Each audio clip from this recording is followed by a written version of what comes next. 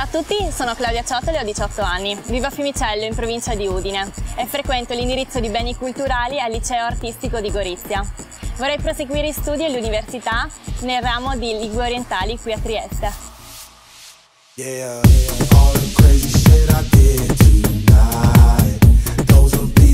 Sono una ragazza ambiziosa, caparbia e vitale. Da diversi anni come attività sportiva frequento il nuoto a livello agonistico e mi sono voluta iscrivere al concorso di Miss Topolini perché è una vetrina nel mondo dello spettacolo e della moda.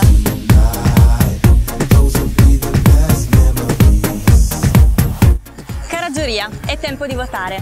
Quindi, se pensate che sono adatta a vincere questo concorso, votatemi. In fin dei conti, chi non desidera avere una ciotola in casa?